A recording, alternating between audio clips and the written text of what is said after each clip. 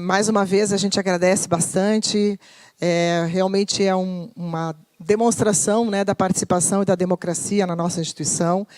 A gente ter um momento desses, né, que é um momento bonito, formal, mas é um momento que enriquece, eu acredito, a nossa atividade como instituição pública, como instituição democrática, como uma instituição diversa, né, que trata principalmente da inclusão e da transformação, né? Então, a gente tem aqui sempre a nossa missão próximo para a gente lembrar e relembrar como é importante a atuação do Conselho Superior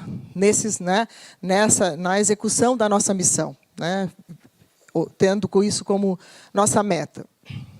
Nós entregamos para vocês, né, um resumo, um manual do conselheiro, onde nós temos as legislações principais relativas aos institutos federais, né? É claro que pensamos muitas vezes, mas é necessário imprimir, né? É uma simbologia até da questão da regulamentação e da legislação dos institutos federais. E eu acredito que ela vai continuar, ela vai ser companheira de vocês em todas as reuniões, em todos os momentos em que a gente estiver nesse debate, né? É uma legislação que vem desde a parte da lei, né? A lei da criação dos institutos federais, o Estatuto do IFSC, o regimento do IFSC e também o regulamento do Conselho Superior, né?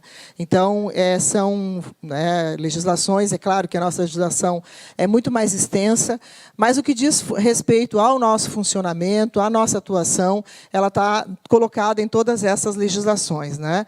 Então, em relação ao Conselho Superior, no artigo 10 da Lei 11.892, que é a Lei de Criação dos Institutos Federais, de 2008, tem a previsão dos 2 órgãos máximos dos institutos federais, né? Então, o Conselho Superior é o órgão máximo deliberativo e o Colégio de Dirigentes também é considerado o órgão máximo, porém ele é consultivo, né? Então, são 2 órgãos previstos em lei que todos os institutos federais têm que ter na sua organização, né? Previstos, inclusive, a maneira como ele é formado, né? A sua formação está prevista na lei. A partir disso, nós temos o Estatuto do IFSC, né, que trata da composição do Conselho Superior, que discrimina, né, de modo mais detalhado como é a representação prevista na lei, né, que a lei estabelece a representação dos trabalhadores, a representação dos conselhos, das federações, e também a representação, né, dos servidores e dos alunos, e da comunidade externa. No artigo 14, a gente tem sobre a presidência do Conselho, e no artigo 15, as competências do Conselho Superior. E também nós temos, no artigo 52, algumas alterações previstas no Estatuto, né? Então, resumidamente, só para vocês acompanharem, a legislação está toda presente nesse manual. No regimento geral, a gente também tem a questão dos representantes elegíveis, né? É claro que a gente tem uma legislação que é de 2009, então algumas coisas, né, elas ficaram um pouco desatualizadas. A gente tem uma representação dos trabalhadores que não se faz presente aqui, né? Nunca a gente conseguiu ter articulação com essa representação. A gente vai precisar depois até pensar numa substituição. É uma organização sindical que nós não conseguimos contato, né? A gente não consegue ter representação sindical. A gente também tem na representação das federações uma organização que também já respondeu para nós que não tem interesse em participar, então a gente também não consegue, né? A gente convida, mas não consegue que participem com obrigatoriedade, né? Então, a gente tem as competências também do reitor, e no regimento interno do Conselho Superior, a gente tem as competências, a presidência, né, os conselheiros, a secretaria e como se organizam as nossas reuniões, né? Como eu disse, essa legislação está presente no manual, destacando aqui quais são os artigos que dizem referência ao Conselho. Bom, nas competências do Conselho Superior, né, já está prevista na lei, né, conforme foi dito, e a gente destacou as principais funções nossas, que é o que a gente tem se ocupado, né, durante todo esse tempo de transformação do Instituto Federal, de expansão do Instituto Federal, que fala da homologação das diretrizes da política institucional nos planos administrativo, de ensino, pesquisa e extensão, criação, alteração e extinção de cursos, o processo eleitoral para a escolha do reitor, a aprovação de estatuto, as reformulações todas previstas sempre dizem respeito ao Conselho Superior, né? Então, é nesse sentido que a gente faz alguns destaques das competências. Em relação aos conselheiros eleitos, titulares e suplentes, né, quando nós tivemos o primeiro funcionamento do Conselho Superior, lá em 2009, nós tínhamos uma outra configuração, porque éramos muito menos campos. E o que está previsto no Estatuto é que aos membros que tratam os incisos, né, docentes, discentes e técnicos administrativos, cada campus que compõe o Instituto Federal poderá ter, no máximo, uma representação por categoria, sendo os respectivos campus seus suplentes. Só que nós temos 5 representantes, e a gente nem sempre tem eleitos o campus, e no mesmo campus, o titular e o suplente. Então, por exemplo, só para a gente mostrar como é que fica a configuração, né? No segmento docente, por ordem até de votação, nós temos os titulares, né? Campus Florianópolis e Campus Itajaí, por exemplo, são campos que têm os suplentes. Então, nesse caso, na ausência deles, eles substituem. Nos demais casos, a gente vai ter que chamar dos campos que estão, né, em ordem de votação, alguma coisa assim, né?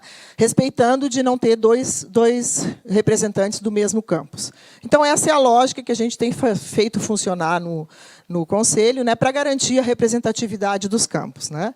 Só para a gente depois esclarecer, né, com algumas questões nossas de funcionamento, mas, por exemplo, né, pegar o campus Chapecó, se alguém do campus Chapecó não vier, vem, né, algum dos outros que não são, provavelmente, não coincide, né, mas que garante que não teríamos 2 do mesmo campus. Tá bom?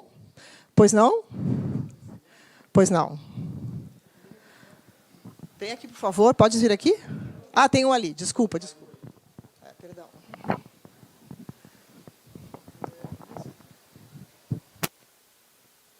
Ponto. Oi? Está funcionando? Sim. Nesse ponto, eu acho importante que se coloque e esse conselho estabeleça. Nós tivemos uma ordem de votação. Então, nós temos aí, primeiro ao quinto, Maurício, Benjamin, Renata, Marco Vesani e Durigon. Esses são os titulares. Na ausência do Maurício, nós entendemos que Luiz Carlos é o primeiro suplente do Gariba. Na ausência do quarto, que sou eu, Marco Antônio Vesani, nós entendemos que é o campus de Itajaí, o senhor João Vitor. Então, que isso fique estabelecido para que não haja conselheiros volantes. Então, por exemplo, se o Maurício não puder, e nem o Luiz Carlos, não pode vir o Felipe. Certo? O Luiz Felipe ele é suplente do Benjamin. Nós temos que estabelecer uma ordem, porque isso foi um processo de votação, e é importante que isso fique esclarecido e claro, para que não hajam dúvidas com relação a essa questão. Isso é falho, no nosso regimento não existe uma questão, mas eu acho que nós, enquanto conselheiros e conselheiras, podemos decidir nesse ponto. O nosso funcionamento ele preserva a questão do regimento, tá? Então, garantindo que não tenha 2 do mesmo campus, que o próximo mais votado é o que seria chamado. É assim o entendimento que a gente tem feito aplicado, né? E mesmo não deixando claro, né? Luiz? Eu concordo com... Marcos, né? Desculpa. Isso, eu concordo com o Marcos. A única coisa que eu gostaria de ficar clara é isso, que hoje é a primeira vez que eu escuto essa interpretação que você deu, tá, Maria Clara? Essa questão, por exemplo, se o Benjamin faltar, eu não posso assumir, é isso que você disse? Não pode, porque já tem o representante do campus Florianópolis. Então acho que a gente tem que mudar a questão até do edital, né, de concorrência, porque o edital diz que não pode ser eleitos como titular, não que não possa participar das reuniões. Então, eu acho que depois nós temos que porque o coisa não fala isso, ele diz que é questão de eleição e da composição. Ele não fala quando há a falta de algum dos membros titulares. Tá, o que acontece é que o que diz aqui, por um representante máximo na mesma configuração, né? Nós funcionamos assim, tá? Não temos tido problema em relação a isso. O que a gente preserva são os mais votados, preservando a Constituição. E, como eu disse, por exemplo, pode acontecer até de ter 2? Pode. Só que, pela regulamentação, é melhor a configuração de um representante por cada campus na representação E nós tivemos, inclusive, substituição em relação a isso e obedecemos essa ordem, tá? Para não ter, na substituição dos titulares pelos suplentes, tá bom? Ok? Com relação ao Ailton, representante docente, então, entrando na questão do suplente. O artigo 10 do nosso regimento diz que o conselheiro titular que não comparecer na reunião deverá solicitar ao conselheiro suplente que o represente. Então, na verdade, o que eu tenho? Eu tenho um suplente que é o meu suplente. Seria essa a situação?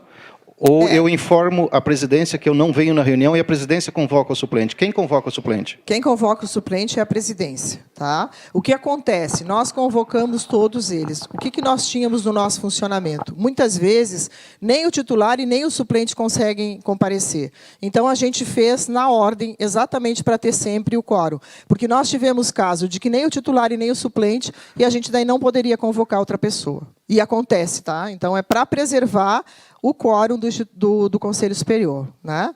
Então, podemos até estabelecer alguém que seja fixo em função da votação, não tem problema nenhum. Só que a gente também tem que garantir que, de repente, nem o suplente, nem o titular, nem o suplente venham, que a gente tenha a garantia da Constituição. Inclusive, por quê, pessoal? Nós temos muitas pessoas que são do interior e, às vezes, não se organizam para vir. E aí a gente tem alguns suplentes que são aqui próximos. E aí eles estão mais fácil da gente organizar. Tá? É só para a gente garantir sempre o quórum do Conselho Superior. Tá bom? Pois não, Luiz?